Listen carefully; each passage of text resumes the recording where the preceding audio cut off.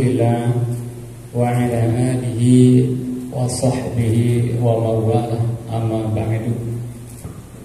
Alhamdulillah wa syukrulillah, dengan hidayah, taufik, inayah, kesehatan dan kesempatan yang diberikan oleh Allah pada kita semua bisa berada di tempat yang istimewa ini dalam rangka untuk intizarul iftar, menunggu datangnya waktu berbuka.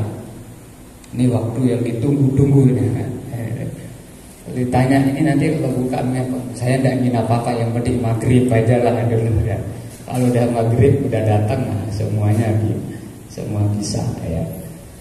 Hadirin hadirat rahimana wa iyyakum ajma'in. Tema yang dikasih ke saya itu tentang Al-Quran ya, kiat cepat atau sukses memahami Al-Quranul Karim ya. Durasi ini sekitar udah tahu nanti setengah jam lah kayaknya ya. Untuk mempersingkat waktu, memahami Al-Quran atau tips atau cara untuk memahami Al-Quran. Saya punya metode sebenarnya namanya MTM ya. Jadi kalau MTM ini bisa ada ya. Kalau MTM ini Masjid Tahfiz Marzuqiyah. Masjid Tahfiz Marzuqiyah. Kita ada punya cabang 12 Masjid Tahfiz. Alhamdulillah. Ini MTM. Ada juga MTM menghafal tanpa menghafal. MTM, M menghafal, T tanpa M menghafal. Menghafal tanpa menghafal. Nah, MTM juga. Nah, menghafal tanpa menghafal. Kok bisa itu orang hafal tapi tanpa menghafal? Iyalah. Bapak-bapak kayaknya ibu udah pernah sengaja hafal suratul Fatihah ya. Nah, saya kira tidak ada yang sengaja menghafal Fatihah ya. Menghafal suratul Ikhlas tidak ada. Tapi kok tiba-tiba hafal? Nah, itu namanya MTM. Kalau di daerah-daerah tertentu misalnya setiap ada apa acara kematian dan sebagainya, biasa ada bacaan surah Yasin. Itu mereka hafal surah Yasin, tapi tidak bisa baca Al-Quran. Baca Al-Quran tidak bisa, tapi surah Yasinnya hafal. Nah, itu namanya MTM namanya. Menghafal tanpa menghafal. Artinya tidak sengaja dihafal, alhamdulillah hafal dengan sendirinya. Ada seorang ulama, Syekh Hasan Muhammad Al-Masyar namanya, yaitu guru dari pendiri Nahdlatul Wathon yang ada di Lombok. Nah, kalau di Lombok itu NW ya, yang paling terkenal. Namanya Nahdlatul Wathon. Kalau di Jawa kan NU, Nahdlatul Ulama. Di Lombok itu NW, Nahdlatul Wathon. Pendirinya kakeknya TGB, mantan gubernur NTB. Itu kakeknya namanya Syekh Zainuddin Abdul Majid Al-Masyhur Al-Afrani. Ya. Di Lombok itu ya, yang terkenal itu ada hizib Nahdlatul Wathon. Nah, biasa baca surah Yasin di awal. Namanya banyak yang hafal surah Yasin. Padahal mereka tidak bisa membaca Al-Quran. Itu namanya MTM, menghafal tanpa menghafal. Bisa menghafal tanpa dihafal, sengaja gitu. Sama tadi itu guru Syekh Zainuddin tadi itu namanya Syekh Hasan Muhammad Al-Masyar namanya. Di Mekah beliau bermazhab Maliki, mazhabnya. Beliau hafal Quran. Tapi tadi dengan metode MTM, menghafal tanpa menghafal. Kenapa bisa hafal? Tidak sengaja dihafal. Cuma karena tekunnya, rajinnya, istiqomahnya membaca Al-Quran bin nazar, dengan dilihat, lama-kelamaan khotam 30 juz tanpa melihat. Nah, itu namanya MTM. Kalau itu menghafal ya. Sekarang di sini memahaminya ya. Ada 10 sebenarnya, tapi di sini yang saya masukkan ada 4 ya. Ada 10 kiat untuk memahami Al-Quran. Yang pertama ya, tentunya yang pertama adalah ini menyangkut masalah hati, yaitu al-ikhlas ya. Al-Quran itu adalah kalamullah al-muqaddas, firman Allah yang suci. Oleh sebab itu sebelum dimasukkan ke dalam hati kita, sebelum kita mengisi hati kita dengan pemahaman yang suci dari Al-Quran, maka hati harus disucikan dulu, dibersihkan dulu dari niat-niat yang tidak terpuji, terutama sekali riya maupun sum'ah. Apa perbedaan riya dengan sum'ah? Kalau riya itu ingin dilihat, kalau sum'ah itu ingin didengar. Nah, itu perbedaannya. Riya itu dari ro'a, berarti melihat. Kalau sum'ah itu dari sami'ah, yang artinya mendengar. Orang ibadah ingin dilihat orang, itu disebut riya. Orang ibadah ingin didengar orang, ibadah itu namanya sum'ah namanya itu. Nah, itu harus dibersihkan. Nah, ini kita di Indonesia itu sering kurang pas, atau orang sekarang bilang gagal paham di dalam memahami ikhlas. Orang Indonesia menerjemah ikhlas itu ridho, tidak berat perasaan gitu. Bukan begitu kan? Siapa yang tidak berat impact gitu kan? Ini masuk dalam kategori namanya jebakan setan. Sekali lagi, ikhlas itu bukan ridho, beda. Kalau di Indonesia mungkin ya kalau diterjemahkan ke bahasa Indonesia ridho, tapi bukan begitu. Ikhlas itu yang tadi mengharapkan ridho Allah, mengharapkan rahmat Allah, mengharapkan apa saja yang dijanjikan oleh Allah. Orang Al-Quran ingin masuk surga, apakah ikhlas? Ikhlas juga, karena itu dijanjikan.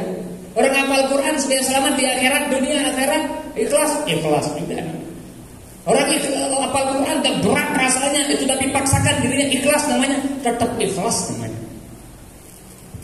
Jangan sekali lagi digambarkan ikhlas itu maksudnya tidak ada perasaan berat. Oh, tidak ada, bisa. Misalnya infak gitu ya.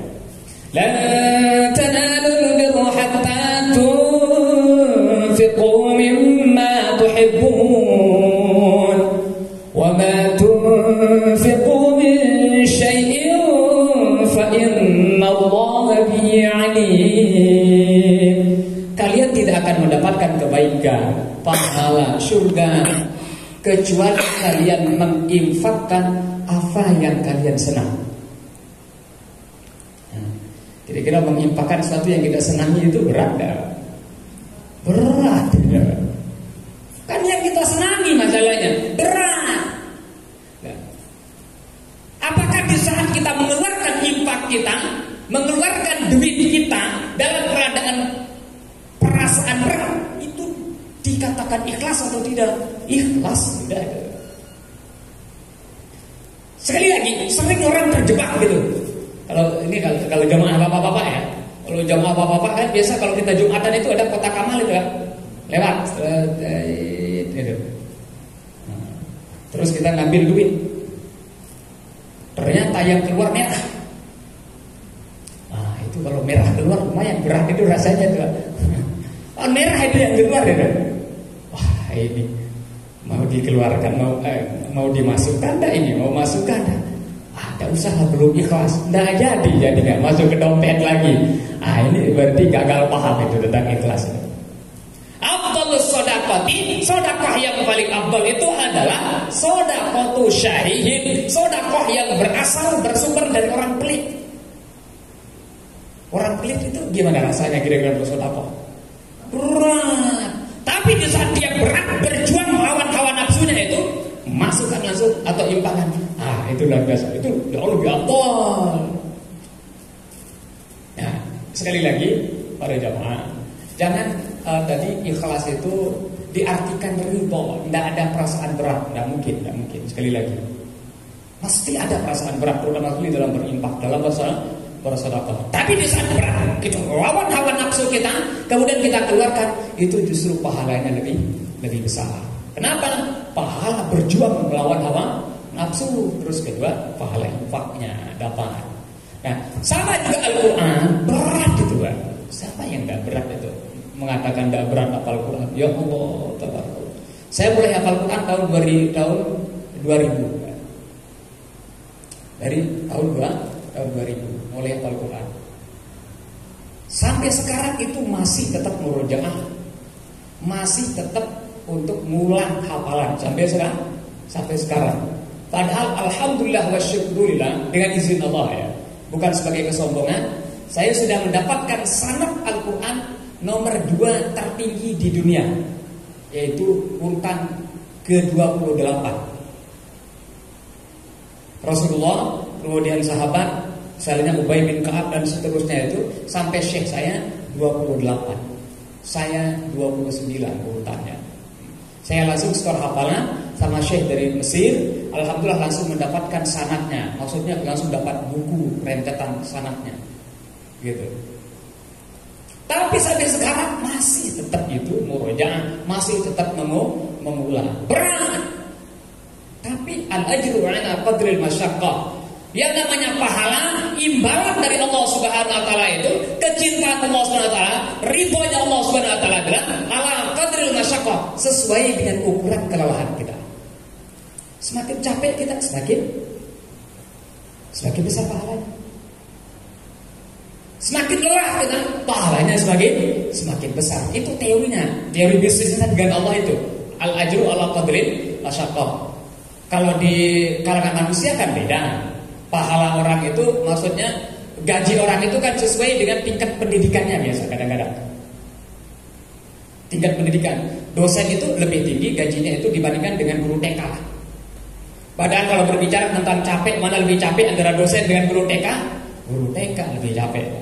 Tapi gajinya mana lebih besar? Jauh antara sumur dengan langit itu. Perbedaannya. Jadi kalau di hadapan Allah itu adalah al-ajru 'ala qadril masyaqqah. Pahala itu adalah sesuai dengan ukuran kelelahan.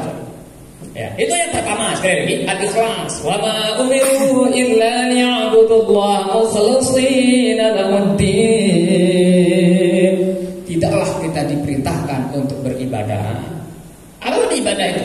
Termasuk Al-Quran, baca Al-Quran, memahami Al-Quran adalah afdalul ibadah, qiraatul Quran. Ibadah yang paling afdal, lebih-lebih pada bulan Ramadan adalah qiraatul Quran, membaca Al-Quran. Dalam bahasa Arab, hadirin hadirat rahimana wa jami'in, kata qiraah itu bukan sekedar baca lewat ya. Qiraah itu sebenarnya mengkaji. Ya. Man qara'a harfan min kitabillah falahu hasanah. Siapa saja yang mengkaji Al-Quran walaupun itu satu huruf, maka dia mendapatkan satu kebaikan. Wa lam aqul alif lam mim harfun. Aku tidak mengatakan alif lam mim itu satu huruf. Nah, al-alif harfun, alif itu satu huruf, wal lam harfun, lam satu huruf, wal mim harfun. Mim itu satu huruf. Berarti di saat kita mengatakan alif lam mim, udah dapat 30 kecintaan Allah SWT, 30 ganjaran dari Allah SWT. Al-alifu satu huruf dari itu adalah 10.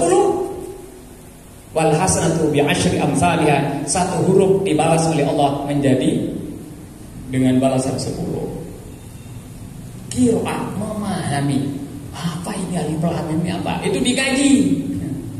Tidak sekedar dibaca-baca tuh. Alif lam ra, lewat aja tuh. Alif lam mim, lewat aja. Nah, alif lam ini apa maksudnya? Nah, gitu. Oh, alif lam mim itu ditafsirkan Allahu a'lamu bi muradihi. Cuma hanya Allah yang tahu maksudnya. Ada ulama menafsirkan alif itu adalah Allah, lam itu adalah malaikat, mim itu adalah Muhammad. Ada yang mentafsirkan, mengkaji seperti itu. Dzalikal kitabu la raiba fihi, direnungkan. Hudal lil muttaqin. Kitab Al-Quran itu tidak ada sedikit pun, ada kata-kata sedikitnya pun. Tidak tahu diterjemah ada kata-kata sedikit pun itu. Jadi kalau dikaji oleh bahasa Arab, kata-kata la raiba beda dengan la raibun. Kalau la raibun artinya tidak ada keraguan. Tapi kalau la raiba tidak ada sedikit pun. Ada perbedaannya. Yansurkumullahu fala ghaliba lakum. Jikalau Allah menolong kalian, fala ghaliba. Nah, itu bagi nasab namanya fathah. Beda maknanya dengan ghaliba dengan ghalibun. La ghaliba artinya tidak ada satupun, siapapun dan apapun yang mampu mengalahkan kalian kalau Allah menolong. Nah, begitu. Nah, itu dikaji sedikit demi sedikit gitu. Itu yang pertama ya. Jadi al-ikhlas, bersihkan dulu hati. Jangan ada di saat mempelajari Al-Quran, memahami Al-Quran, jangan ada unsur riya. Tadi riya artinya ingin dilihat. Jangan ada unsur sum'ah. Sum'ah itu artinya ada ingin dilihat. Dalam sum'ah namanya. Jangan ada perasaan ujub. Pokoknya hati ini dibersihkan daripada penyakit-penyakit hati. Ujub itu bahasa kita itu merasa heran, artinya bangga dengan diri kita. Itu termasuk bagian dari penyakit hati. Nah, itu baru satu, itu 10 menit Pak Haji. Baru satu. Oh, itu lah. Dia lagi gitu ya. Nah, itu biasa itu teknis penceramah Pak Haji itu. Awalnya panjang, nah nanti berarti tidak ada waktu untuk bertanya, jadinya itu habis waktunya untuk berbicara. Terus yang kedua, nah ini penting yang kedua, menghilangkan ilustrasi, menghilangkan mindset kita itu, mindset bahwa memahami Al-Quran itu sulit. Nah ini yang ana 'inda dhanni 'abdi falyahsin bi khair. Aku itu, firman Allah dalam hadis qudsinya, sesuai dengan persangkaan hambaku kepadaku. Kalau kita menganggap Al-Quran itu sulit, ya jadinya sulit. Ada orang hafal Quran, usianya itu 70 tahun. Bapak-bapak kalau udah usia, ya udah mengatakan kepala 7, kepala 5. Waduh, tidak usah aja lah hafal Quran, ini udah tua ini katanya itu. Nanti ada anak cucu udah ada juga yang hafal Quran. Itu repot itu. Kenapa? Karena tadi belum mulai udah nyerah, gitu. Belum bertemu udah nyerah. Ada orang sampai hafal Quran, mulai menghafalnya usia 70 tahun. Di dalam kitab namanya Ta'limul Muta'allim, karya daripada Syekh Az-Zarnuji namanya, itu ada orang sadar belajar itu setelah usia 80 tahun. Nah, ini bapak-bapak ibu-ibu kan belum ada yang 80 tahun nih. Kayaknya belum ada. Baru sadar mempelajari Al-Quran, mempelajari agama setelah 80 tahun. Belajar selama 40 tahun. Tulus zaman 40 tahun belajarnya. Ini kita belajar itu inginnya apa ya? Serba instan aja deh. Kayak mie instan aja deh. Inginnya instan. Ini ada ulama usia 80 tahun baru mulai belajar selama 40 tahun. Setelah belajar 40 tahun baru mengajar 40 tahun. Usia 160 tahun baru wafat.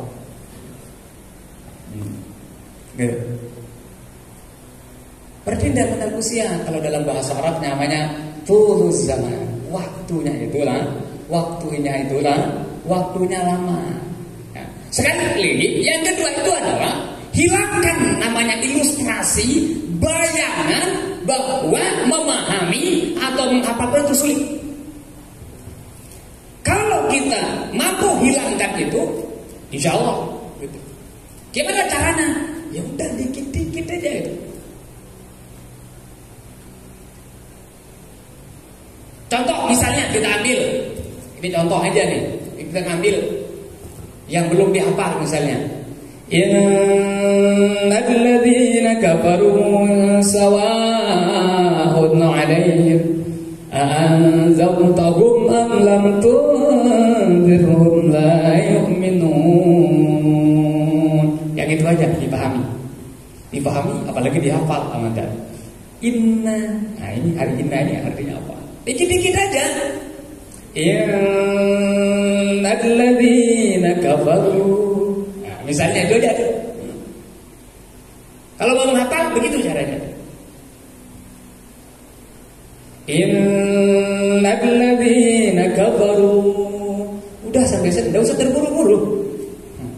Al-ajalatu minasyaitan. Kalau udah terburu-buru, setan masuk gitu. Orang kadang-kadang terburu-buru. Al-ajalatu minasyaitan wal inatu minar rahman. Yang namanya terburu-buru itu berasal dari setan, tapi tenang di dalam melaksanakan sesuatu itu berasal dari Allah yang Maha Kasih Sayang. Dikit aja. Innal ladzina kafaru. Innal ladzina kafaru. Innal ladzina kafaru. Udah itu aja terus diputar terus. Nah, sedikit inna apa artinya? Inna yang ada pada innal ladzina kafaru dengan inna yang ada pada kalimat yang lain sama aja artinya sesungguhnya.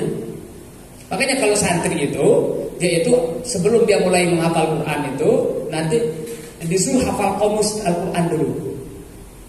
Kita kemudian punya khusus kamus Al-Quran. Ya, ada khusus kamus Al-Quran kita. Gitu. Ini kalau santri-santri setiap waktu diulang itu kamus itu. Udah dihafal dulu, setelah dihafal tiap waktu diulang. Karena kalau udah diulang nggak bisa aja. Nah, saya kembali ke tadi itu, ya, hilangkan ilustrasi, ilustrasi, ilusi. Hilangkan itu bayangan, hilangkan itu anggapan, zon bahwa memahami Al-Quran itu sulit, bahwa menghafal Al-Quran itu sulit. Caranya bagaimana? Tadi dengan cara dipahami, dihafal dikit demi sedikit. Al-qillatu khairun minal adam. Sedikit itu lebih baik ketimbang tidak ada. Kalau orang mikir, wah di usia saya tinggal dikit, kalau menghafal Quran, nah nggak nyampe, nggak khotam lah. Itu kita lebih baik menghafal dan ketimbang nggak sama sekali. Udah mulai misalnya menghafal, mau mulai memahami, cuma dapatnya misalnya satu surat saja, itu lebih baik ketimbang nggak sama sekali. Nah terkadang jebakan setan itu di sana. Ada itu. Jebakan setan itu letaknya di sana. Kita digoda pemikiran begini, akhirnya nggak jadi. Gitu. Nah, itu yang kedua. Saya ulang, yang kedua, pertama tadi ikhlas, bersihkan hati dulu. Yang kedua adalah hilangkan yang namanya ilusi, persepsi, persangkaan bahwa memahami Al-Quran itu sulit. Itu harus dihilangkan dulu itu, dibersihkan dari kamus kita, dari hati kita. Ya. Terus yang ketiga, masalahnya tinggal 4 menit, tinggal 4 menit, kurang 20, habis kan? Nanti katanya udah habis itu, udah tinggal satu aja kalau gitu. Tinggal satu. Yang ketiga adalah ini sekedar untuk penyemangat aja berarti. Yang ketiga itu adalah harus memiliki keyakinan, seyakin-yakinnya bahwa memahami, mengkaji, menghafal Al-Quran adalah pekerjaan yang paling baik di antara seluruh pekerjaan. Khairukum man ta'allama al-Quran wa 'allamahu. Standar kebaikan seorang itu adalah khairukum, orang yang paling baik di antara kalian, di antara seluruh hamba-hamba Allah adalah man ta'allama al-Quran, orang yang mempelajari Al-Quran, memahami Al-Quran, wa 'allamahu, setelah itu mereka ajarkan lagi kepada orang lain. Makanya al-mu'allim wal muta'allim syarikani fi fil khair. Seorang guru atau orang yang punya profesi guru dan murid atau yang belajar, syarikani kedua-duanya bersama-sama fil khair, di dalam kebaikan. Tidak ada yang paling baik dibandingkan dengan mempelajari Al-Quran. Seluruh ilmu di atas dunia ini tidak ada yang paling baik dibandingkan dengan mempelajari Al-Quran. Saya ngajar di Bait Al-Quran juga namanya dulu. Bait Al-Quran itu orang-orang yang hafal Quran dari seluruh Indonesia itu dikumpulkan dalam satu tempat, dikasih transport bolak-balik, dikasih makan minum, dan dikasih gaji. Saya ngajar waktu itu di sana. Saya tanya, kan semua orang hafal Quran semua ini? Ada di itu semua. Ini Anda hafal Quran, saya bilang. Apakah mau Anda dikasih 1 M? 1 M nih, atau 3 M, 1 triliun, dikasih 1 triliun. Udah terima. Tapi Al-Quran yang ada di dalam otak Anda, dalam hati Anda, dalam diri Anda itu hilang langsung total seluruhnya. Yang ada cuma suratul Fatihah sama suratul Ikhlas. Saya bilang. Saya tanya mereka, apa jawabannya? Tidak mau, Ustaz. Nah, artinya apa jadinya? Al-Quran itu jauh lebih berharga dibandingkan dengan dunia dan segala isi, dengan dunia dan segala. Apalagi sekedar hanya 1 triliun. 1 triliun tidak bisa untuk menolong nanti orang tuanya. Tapi Al-Quran, Masya Allah, mangkor Al-Quran. Siapa saja yang menghafal Al-Quran, siapa saja yang memahami Al-Quran, kemudian dengan syarat wa'amila bimabi, dia amalkan Al-Quran itu, albasahullah li'adakhalahul jannah, Allah akan memasukkan orang itu ke dalam syurga, wa albasa walidayhi, dan Allah akan memberikan kehormatan berupa mahkota kepada kedua orang tuanya, tajan yaumal qiyamah, pada hari uang triliun itu belum tentu mampu nolong kita di akhirat juga. Belum tentu itu. Tapi anak yang menjadi investasi kita, Masya Allah, tabarakallah, itu bisa untuk menolong kita, bukan hanya kita saja. Dalam sebuah hadis mengatakan juga bahwa wasyafa'ahu, Allah memberikan hak kepada orang yang hafal Quran, orang yang memahami Al-Quran tadi itu, diberikan oleh Allah hak untuk memberikan syafaat fi asyrati ahli baitihi, 10 keluarganya qad wajabat lahu nar, yang sudah positif divonis masuk neraka. Tapi gara-gara punya anak hafal Quran, maka anak yang hafal Quran ini mampu untuk menarik keluarganya 10 untuk masuk ke dalam surga. Habis waktu saya Pak Haji? Oh ya. Bukannya dari sampai berat 10, itu ya jam 6 ya. Atau dipakai untuk tanya jawab gitu. Udah yang keempat ini udah tadi sudah sebenarnya kan, yaitu tadrij, yaitu sedikit demi sedikit. Jadi ditaruh di keempat, tapi ternyata udah dijelaskan tadi itu secara sepintas gitu ya. Jadi tadriban, walaupun tadrijan ini masih ada kemasan. Udah mungkin sampai sana aja. Ini kayaknya udah mulai kurang nyaman itu, karena udah nunggu gorengan itu di luar.